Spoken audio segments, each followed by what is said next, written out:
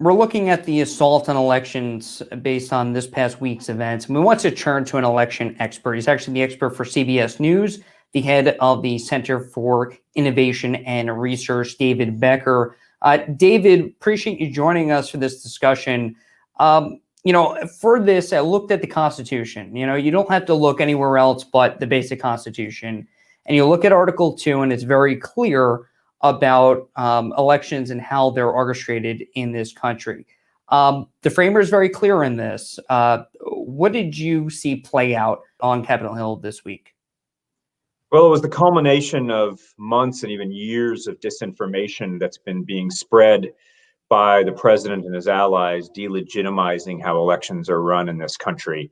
As you pointed out, Article 2 of the Constitution allows the states to run their own elections. They largely set the time, place, and manner of their elections, with the exception of federal election dates that are set in code.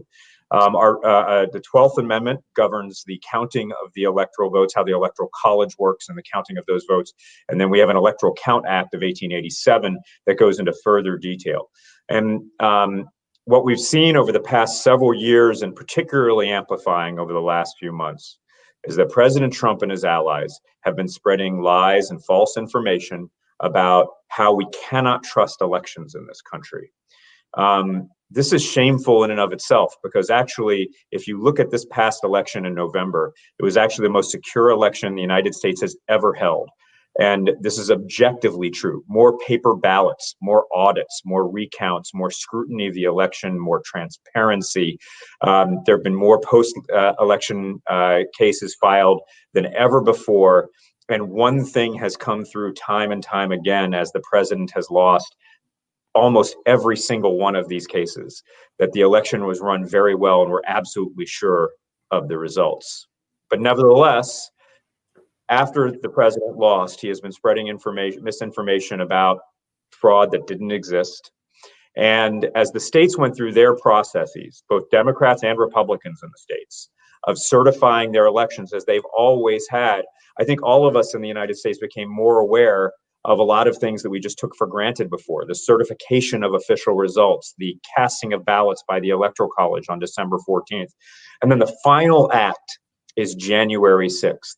And January 6th is a purely ceremonial ministerial act. We are literally opening envelopes to see what the numbers are that the state sent in.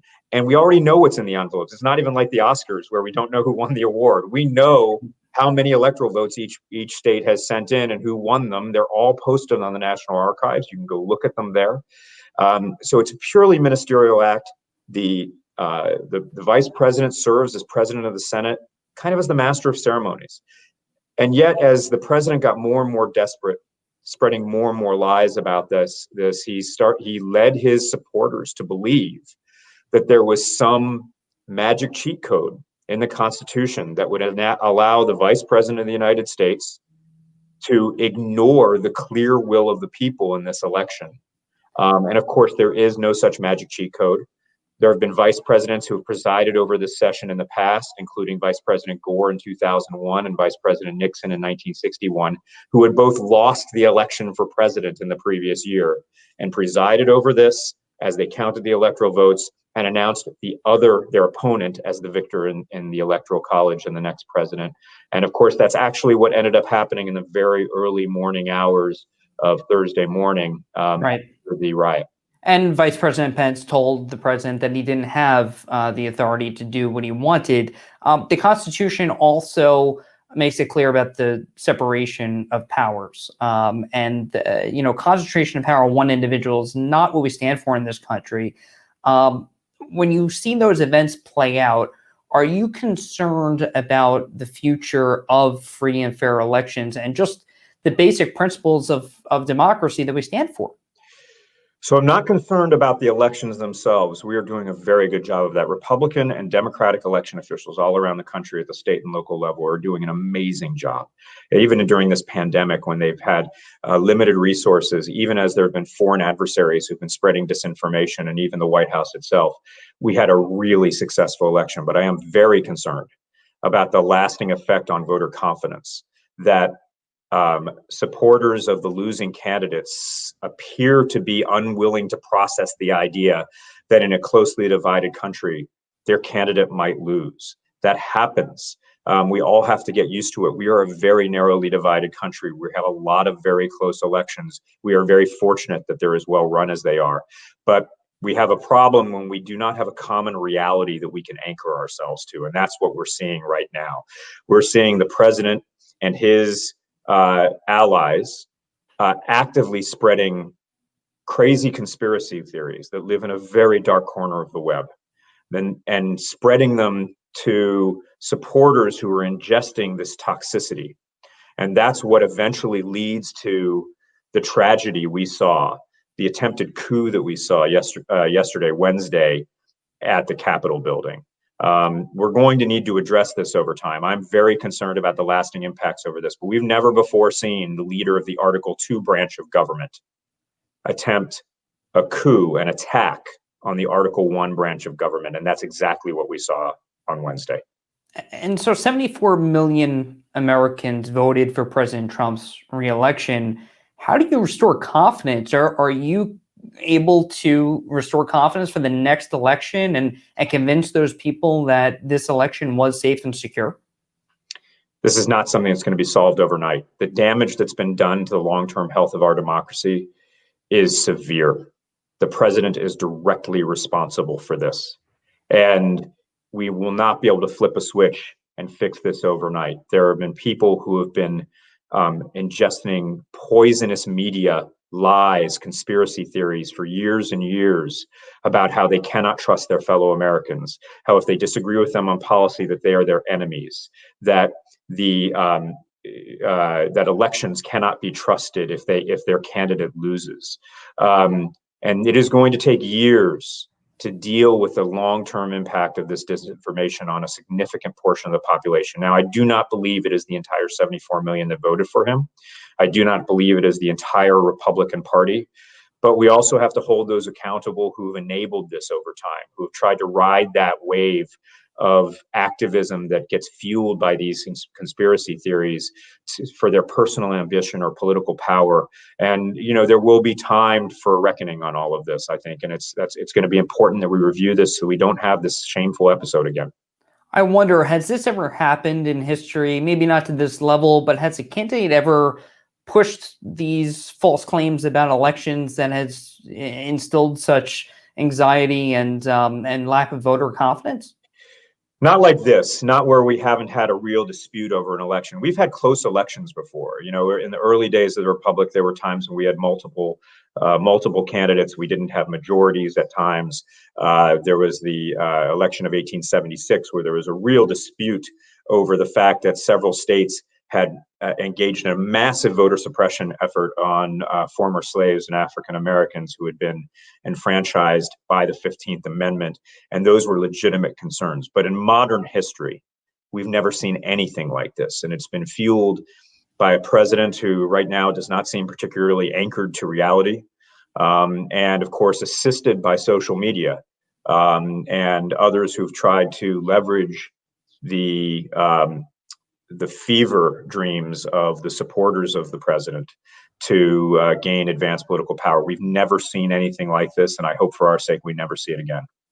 So at the Center for Election Innovation and Research, are you concerned about social media's role in elections and how people get their information beforehand? Yeah, absolutely. We were actively engaged trying to help voters navigate this process this year. There were a lot of election changes, process changes that voters were navigating because, particularly because of the pandemic, more information needed about voting by mail. More people voted by mail than ever before. More information needed about early voting and how to navigate the process. We work on that a great deal. But it is like playing a constant game of whack-a-mole against those that are engaged in disinformation, and it's particularly difficult when the president of the United States is leading that effort. I think all you need to do is look at something like the Georgia election official Gabriel Sterling, who's been holding these press conferences about the integrity of the elections in Georgia, which was very, very high. He is a Republican. His boss is a Republican. Their candidate lost, but they know that elections matter, and it's important that people have confidence in those elections, and they've worked very hard to make that so. But you can sense the exasperation, the exhaustion that they have from constantly having to beat down these completely fraudulent conspiracy theories about the election. And they have to do it repeatedly. And if you listen to the president, whether it was on that shameful call he held where he tried to intimidate the Secretary of State of Georgia on Saturday, or whether it was at his rally on Monday night in Georgia, or whether it was on Wednesday morning right before the riot at the Capitol that he incited, he's repeating the same points over and over and over and over again. And the fact is, those points have been debunked time and time again. The Secretary of State of Georgia debunked each and every one of those points on the phone call that he had with him, yet he keeps repeating them. And so we're going to have a lot of work to try to get real information to people. And it's going to be really important that all of us are skeptical media consumers, that we look for media that is outside of our comfort zone, that doesn't always validate our views. It's really natural if you lose a tough election to go look for media that will soothe you, will comfort you, will tell you what you want to hear. But the fact is, we need to look for real media, people who are going to challenge us and tell us things we don't want to hear. And that's going to take time to educate and inform us all so that we can get over this really uniquely difficult moment in American history. Yeah, you bring up a good point. We always say at WCBS, it matters where you get your news. And I think we kind of saw this on display at the Capitol this week. I want to ask you a couple of other questions just related to campaigns. There's always talk about voter suppression. How do you prevent voter suppression moving forward and, in fact, encourage people to vote, whether it's by mail or in person? So, I think the term voter suppression is often overused. There are times when it legitimately occurs. I think the ballot drop-off locations in Texas that were limited to one per county, for instance, in Harris County by Governor Abbott right before the election, that's a really troubling circumstance. But in most cases, voter suppression is overused, and I think people think it activates their base and gets people turnout, just like some people, perhaps more on the right wing, think that talking about voter fraud activates their base. I think it actually works in the opposite direction for both. I think it's really hard to get people to turn out to vote if they think either that voting is going to be really hard, which it usually isn't. It's actually never been easier to vote in the United States of America than it is today, or if that their vote's not going to matter because it might be rigged or fraudulent, or there might be some hacking or something like that. So it's really important that we spread the message to voters about what their real opportunities are. More people can register to vote easier than ever before, either automatically or online. More people can vote by mail than ever before. More people can vote early than ever before. More people have options to vote in a variety of different ways than ever before. And actually, we saw that work because we saw higher turnout than ever before in November.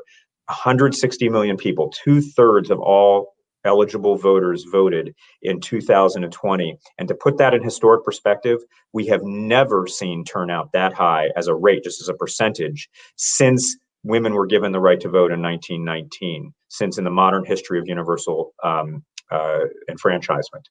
So we did something right this year. We should be celebrating it. We shouldn't be trying to tear it down. In the middle of a pandemic, no less. And David, lastly, you look at one of the debate questions. It's a debate question every 4 years. Will you accept the results of the election?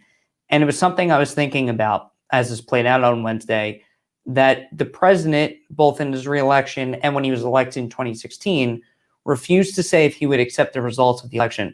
Something so basic, and I think many people thought it was a very silly question to ask every 4 years.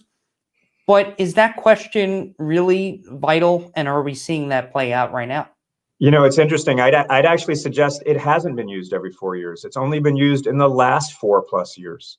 Never before Trump did we have to ask that question of a candidate. Can you imagine having to ask Senator Romney or Barack Obama or Senator McCain or Vice President Gore Reagan or President Bush? Would they accept the results of the election? Of course they would accept the results of the election. They are all patriots.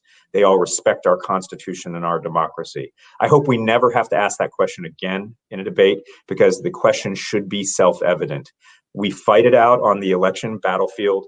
We hope to win. If we don't win, that's the way democracy works. We don't say, everyone's talking about now, what about the 74 million voters that voted for Trump? And we've got to fight for them. Well, elections have winners and losers. And people have to know that. I mean, I didn't hear from the same people. What about the 68 million people that voted for Hillary Clinton in 2016? Elections have consequences. We all know how a democracy works, and that's the way it's going to be, and that's the way it's always going to be. And I hope in the future we have candidates who accept the will of the people and respect the importance of the institution of elections in our democracy.